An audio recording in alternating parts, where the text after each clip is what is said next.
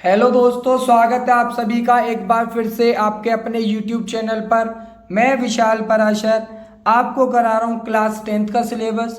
तो आज की वीडियो में हम करेंगे चैप्टर सेकंड यानी कि बहुपद। ठीक है, सबसे पहले हम करेंगे इस चैप्टर का इंट्रोडक्शन। तो जो हमारे चैनल पर नए हैं वो वीडियो को सब्सक्राइब करें और जो पुराने हैं वो लाइक एंड शेयर करेंगे। तो इंट्रोडक्शन में हम पहला टर्म पढ़ते हैं पॉलिनोमियल। तो पॉलिनोमियल क्या होता है? पॉलिनोमियल क्या है? एक एक्सप्रेशन है जो बनी हुई है किसकी? वेरिएबल्स की, कांस्टेंट की और एक्सपोनेंट्स की। ठीक है, और ये सारे जो टर्म्स है हमारे वेरिएबल, कांस्टेंट और एक्सपोनेंट है वो कंबाइन होते हैं यानी मिलते हैं किससे? एडिशन यानी कि प्लस से, सब्ट्रैक्शन माइनस से, मल्टीप्लाई से और डिवाइड से। यानी कि हमारे जब कई सारे वेरिएबल्स, कांस्टेंट यानी चर अचर सारी चीजें आपस में मिलती हैं किसके थ्रू? एडिशन और सब्ट्रैक्शन, मल्टीप्लिकेशन और डिवीजन के थ्रू। तो उन सबको मिला के हम क्या कहते हैं? पॉलिनोमियल यानी कि बहुपद। पॉली का मतलब होता है मैनी यानी कि बहुत सारे, और मियल का मतलब है टर्म्स, यानी जब बहुत सारे टर्म्स यानी बहुत सारे पद एक साथ मिलते हैं किसके थ्रू? एडिशन, सब्ट्रैक्शन, मल्टीप्लिकेशन और डिवीजन के थ्रू। तो उसे हम क्या कहते हैं? पॉलिनोमियल कहते हैं। ठीक, अगला टर्म आता है हमारा डिग्री ऑफ पॉलिनोमियल। ठीक, हिंदी में हम कहते हैं इसको बहुपद की घात।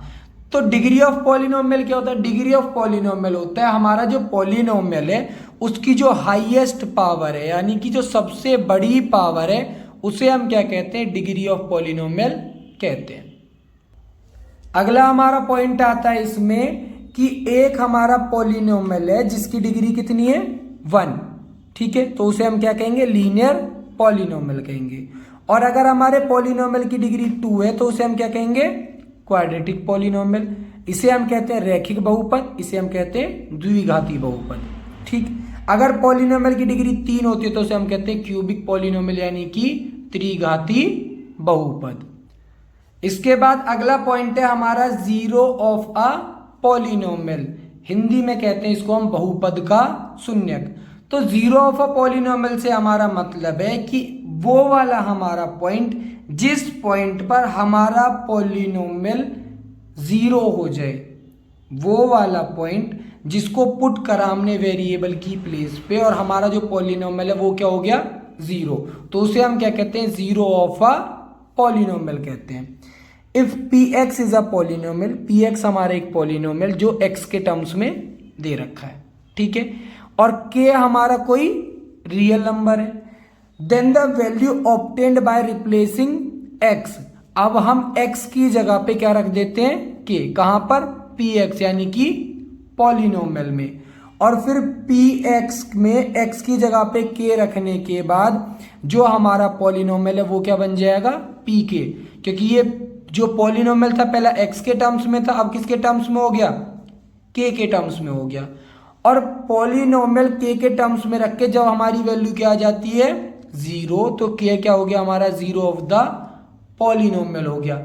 यानी कि एक्स की प्लेस पे हमने जीरो रखा, जैसे कि अभी अभी मैंने आपको बताया था कि जिस पॉइंट पर यानी कि के पॉइंट पर मेरा पॉलिनोमियल अगर जीरो हो जाता तो के क्या हो जाता है मेरा? जीरो ऑफ पॉलिनोमियल यानी बहुपद का शून्यक। अब जीरो ऑफ पॉलिनोमियल हमारे आएंगे कितने? अगर हमारा पॉलिनोमियल लीनियर है यानी कि रैखिक है जिसकी डिग्री कितनी है? 1, तो उसकी वैल्यूज कितनी आएंगी? 1, यानी जीरो कितने आएंगे? 1। अगर क्वाड्रेटिक है यानी द्विघाती है, डिग्री कितनी है? 2, तो उसकी वैल्यूज कितनी आएंगी? 0, यानी टर्म्स कितने आएंगे उसमें? 2। ठीक, अगर क्यूबिक पॉलिनोमियल यानी डिग्री 3 है तो उसके कितने जीरोज आएंगे? 3 जीरोज आएंगे। तो अगला हमारा टॉपिक है इसमें geometrical meaning of the zeros of a polynomial. यानी कि एक बहुपद जो है हमारा, एक पॉलिनोमियल जो है उसको अगर हम ग्राफ पर प्लॉट करने लगे यानी ग्राफ पर उस लाइन को अगर हम बनाने लगे तो वो कैसे बनेगा? ठीक है, इसका मतलब क्या होता है? सबसे पहले हम बात करते हैं लीनियर पॉलिनोमियल यानी कि रैखिक बहुपद की, जो हमारा दो टर्म्स में, एक y और x के टर्म्स में। ठीक, तो y हमने एक पॉलिनोमियल लिया जो है हमारा ax प्लस बी। ठीक है। तो जीरो मैंने आपको बताया था लीनियर पॉलिनोमियल है तो उसमें कितने रिजल्ट मिलेंगे, एक जीरो मिलेगा मेरे को। और दूसरी बात मैंने आपको स्टार्टिंग में बताया था कि जब हमारा एक पॉलिनोमियल होगा और वो लीनियर है, पॉलिनोमियल है और लीनियर है और उसमें दो वेरिएबल है, जैसे यहाँ पे y है और x है, तो उससे जो हमारा ग्राफ बनेगा वो हमेशा कैसा बनेगा, एक स्ट्रेट लाइन बनेगी जो x एक्सिस पर हमारी इंटरसेक्ट यानी कि काटेगी। ठीक, तो यहां पे हमें दे रखा है zero of the polynomial a x plus b. A x plus b का जो जीरो होगा हमारा वो होगा हमारा एक्स कोऑर्डिनेट पे एक पॉइंट होगा। ठीक है, जहां पे ग्राफ बनेगा line y is equals to a x plus b का। ठीक है, वो इंटरसेक्ट करेगा कहां पे, एक्स एक्सिस पे करेगा। अब अगर हम बात करते हैं क्वाड्रेटिक पॉलिनोमियल यानी द्विघाती बहुपद की, तो इसकी डिग्री कितनी है, 2।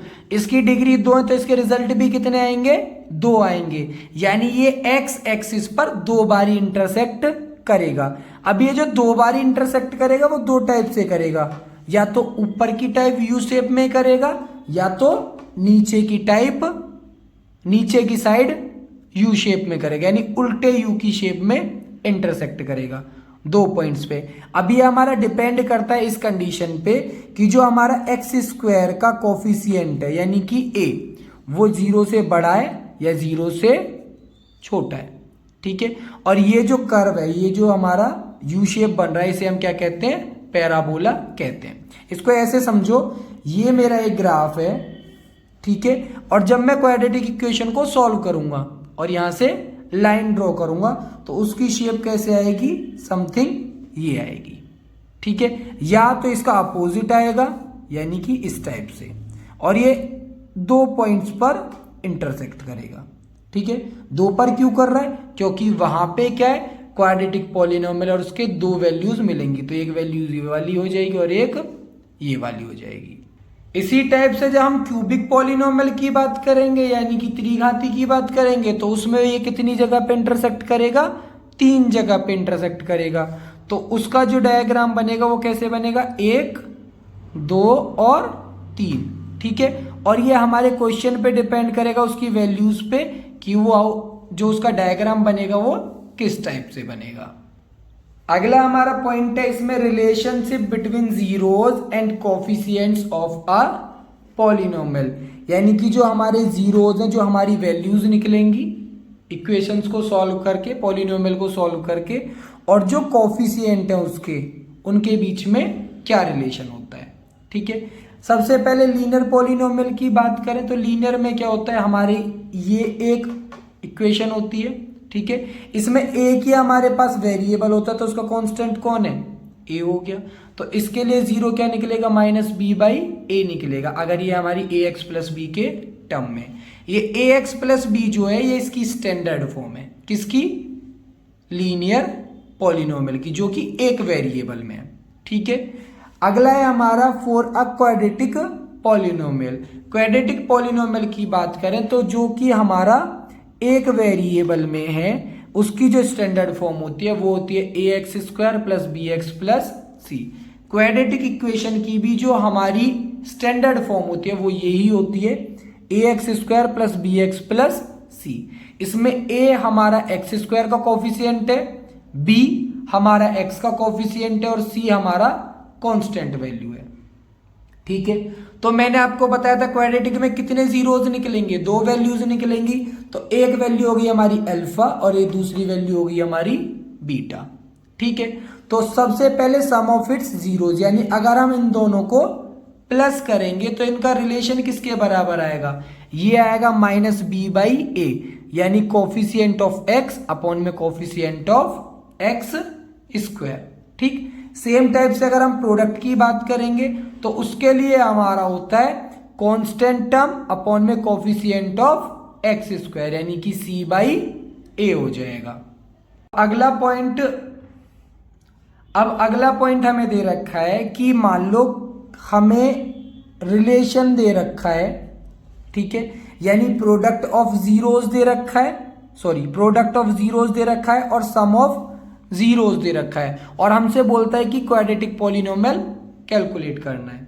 ठीक है, तो क्वाड्रेटिक पॉलिनोमियल कैलकुलेट करने के लिए हमारे पास ये फॉर्मूला होता है कि हमारा कोई भी कांस्टेंट वैल्यू है, ठीक है, जो भी अगर हमारे पास दे रखा होगा, तो x square minus sum of zeros multiply by x, ठीक है, प्लस प्रोडक्ट ऑफ जीरोज। ठीक, ये वाला हम फॉर्मूला लगा के अपनी क्वाड्रेटिक पॉलिनोमियल को कैलकुलेट कर लेंगे। अब हमने लीनियर पढ़ लिया, क्वाड्रेटिक पढ़ लिया, अब हम बात करते हैं क्यूबिक पॉलिनोमियल की। तो क्यूबिक पॉलिनोमियल के लिए हमारी जो स्टैंडर्ड फॉर्म होती है वो होती है A X cube plus B X square plus C X और प्लस डी। ठीक है, क्योंकि इसकी मैक्सिमम पावर कितनी होती है, 3 होती है। तो इसमें सम ऑफ जीरोज यानी इसमें 3 निकलेंगे हमारे, एक अल्फा हो गया, एक बीटा हो गया और एक गामा हो गया। तो इसमें सम ऑफ जीरोज के लिए जो हमारे पास फॉर्मूला होता है, जो रिलेशन होता है, वो होता है minus coefficient of X square upon में coefficient of X cube. Same type से प्रोडक्ट के लिए हमारे पास होता है माइनस कांस्टेंट टर्म अपॉन में कोफिशिएंट ऑफ एक्स क्यूब। जो हमारा क्वाड्रेटिक था उसमें क्या था, उसमें भी सेम था, यहाँ पे कोफिशिएंट ऑफ एक्स स्क्वायर था, दोनों जगह सेम था, और यहाँ पे कोफिशिएंट ऑफ एक्स था। तो सेम टाइप से ये है, देखो सेकंड टर्म ले रखा था, वहां पे भी सेकंड टर्म और फर्स्ट टर्म था, यहाँ पे भी सेकंड टर्म और फर्स्ट टर्म है, यहाँ पे भी कांस्टेंट और फर्स्ट टर्म है, वहां पे भी कांस्टेंट और फर्स्ट टर्म था। ठीक, अब यहाँ पे अलग अलग अगर हम सेपरेट करके प्लस करते हैं, ठीक है, तो उसके लिए क्या होता है हमारा सी बाई ए यानी कोफिशिएंट ऑफ एक्स अपॉन में कोफिशिएंट ऑफ एक्स क्यूब। ठीक है, तो ये सारे जितने भी हमारे फॉर्मूलाज हैं, जितने भी सारे रिलेशन है, ये हम लर्न कर लेंगे। अब जब हम एक्सरसाइज करेंगे तो वहां पे ये हमारे काम आएंगे।